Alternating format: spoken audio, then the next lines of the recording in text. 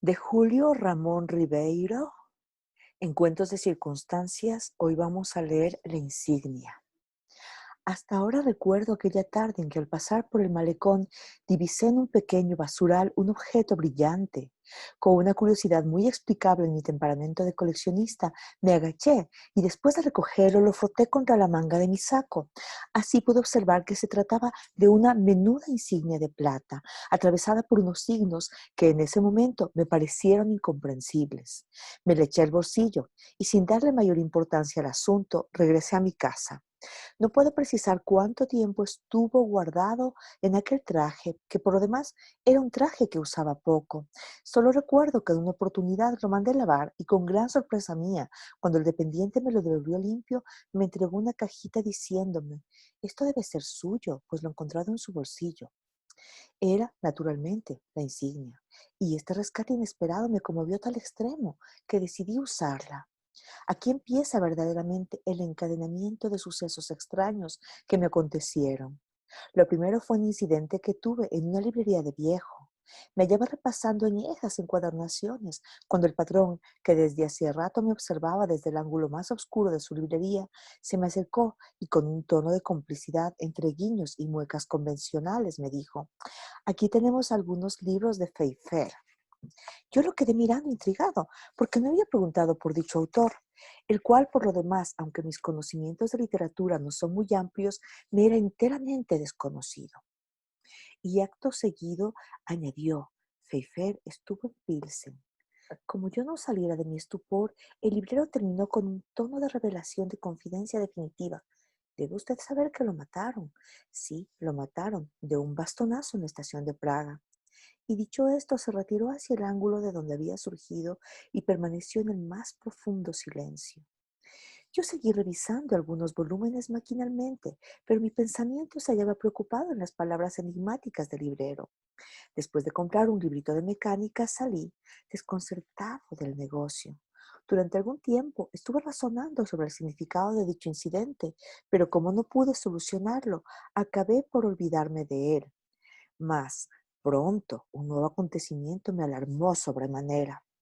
Caminaba por una plaza de los suburbios cuando un hombre menudo, de faz hepática y angulosa, me abordó intempestivamente y antes que yo pudiera reaccionar, me dejó una tarjeta entre las manos, desapareciendo sin pronunciar palabra. La tarjeta, en cartulina blanca, solo tenía una dirección y una cita que rezaba. Segunda sesión, martes 4. Como es de suponer, el martes 4 me dirigí a la numeración indicada. Ya por los alrededores me encontré con varios sujetos extraños que me rodeaban y que por una coincidencia que me sorprendió tenían un insignia igual a la mía. Me introduje en el círculo y noté que todos me estrechaban la mano con gran familiaridad. Enseguida ingresamos a la casa señalada y en una habitación grande tomamos asiento.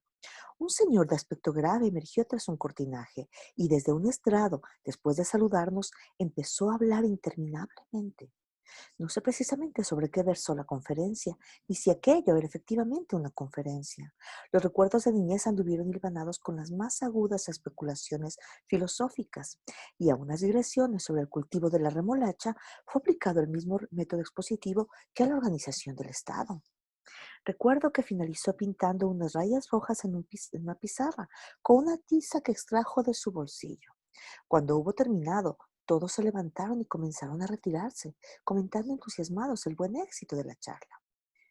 Yo, por condescendencia, sumé mis elogios a los suyos, mas, en el momento en que me disponía a cruzar el umbral, el disertante me pasó la voz con una interjección y al volverme me hizo una seña para que me acercara. «Es usted nuevo, ¿verdad?», me interrogó un poco desconfiado. «Sí», respondí, después de vacilar un rato, pues me sorprendió que hubiera podido identificarme entre tanta concurrencia. «Tengo poco tiempo». «¿Y quién lo introdujo?». Me acordé de la librería con gran suerte de mi padre. Parte. Estaba en la librería de la calle Amargura cuando él... ¿Quién? «Martín». «Sí, Martín. Ah, es un gran colaborador nuestro.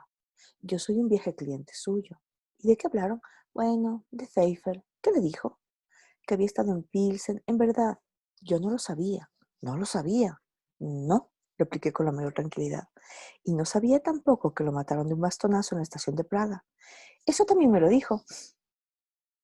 Fue una cosa espantosa para nosotros.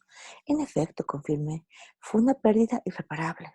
Mantuvimos luego una charla ambigua y ocasional, llena de confidencias imprevistas y de alusiones superficiales, como la que sostienen dos personas extrañas que viajan accidentalmente en el mismo asiento de un omnibus. Recuerdo que mientras yo me afanaba en describirle mi operación de las amígdalas, él, con grandes gestos, proclamaba la belleza de los paisajes nórdicos. Por fin, antes de retirarme, me dio un encargo que no dejó de llamarme la atención. Tráigame la próxima semana, dijo, una lista de todos los teléfonos que comienzan con el 38. Prometí cumplir lo ordenado y antes del plazo concedido concurrí con la lista. Admirable, exclamó. Trabaja usted con rapidez ejemplar. Desde aquel día cumplí una serie de encargos semejantes, de lo más extraños. Así, por ejemplo, tuve que conseguir una docena de papagayos a los que ni más volví a ver. Más tarde fui enviado a una ciudad de provincia a levantar un croquis del edificio municipal. Recuerdo que también me ocupé de arrojar cáscaras de plátano en la puerta de algunas residencias escrupulosamente señaladas, de escribir un artículo sobre los cuerpos celestes que nunca vi publicado, de adiestrar a un mono en gestos parlamentarios y aún de cumplir ciertas misiones confidenciales, como llevar cartas que jamás leí o espiar a mujeres exóticas que generalmente desaparecían sin dejar rastros. De este modo, poco a poco, fui ganando cierta consideración. Al cabo de un año, en una ceremonia emocionante, fui elevado de rango. Ha ascendido usted un grado, me dijo el superior de nuestro círculo, abrazándome efusivamente. Tuve entonces que pronunciar una breve alocución, en la que me referí en términos vagos a nuestra tarea común, no obstante lo cual fui aclamado con estrépito. En mi casa, sin embargo, la situación era confusa. No comprendía mis desapariciones imprevistas, mis actos rodeados de misterio, y las veces que me interrogaron evadí las respuestas, porque en realidad no encontraba una satisfactoria.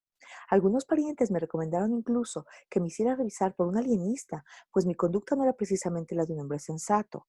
Sobre todo recuerdo haberlos intrigado mucho un día que me sorprendieron fabricando una gruesa de bigotes postizos, pues había recibido dicho encargo de mi jefe.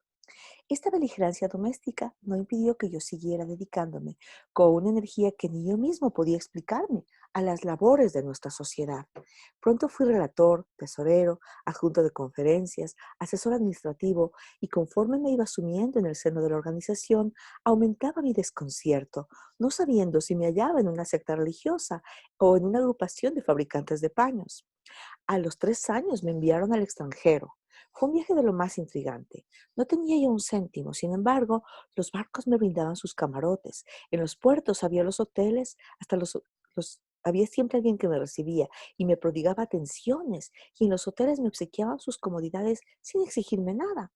Así me vinculé con otros cofrades, aprendí lenguas foráneas, pronuncié conferencias, inauguré filiales de nuestra agrupación y vi cómo se extendía el insigne de plata por todos los confines del continente. Cuando regresé, después de un año de intensa experiencia humana, estaba tan desconcertado como cuando ingresé a la librería de Martín. Han pasado 10 años. Por mis propios méritos he sido designado presidente. Uso una toga orlada de púrpura con la que aparezco en las grandes ceremoniales. Los afiliados me tratan de vuecencia. Tengo una renta de $5,000, casas en los balnearios, sirvientes con librea que me respetan y me temen, y hasta una mujer encantadora que viene a mí por las noches sin que yo la llame. Y a pesar de todo esto, ahora, como el primer día y como siempre, vivo en la más absoluta ignorancia. Y si alguien me preguntara cuál es el sentido de nuestra organización, yo no sabría qué responderle. A lo más, me limitaría a pintar rayas rojas en una pizarra negra, esperando confiado los resultados que produce en la mente humana toda explicación que se funda inexorablemente en la cábala. Lima, 1952. Buenas noches, Micaela.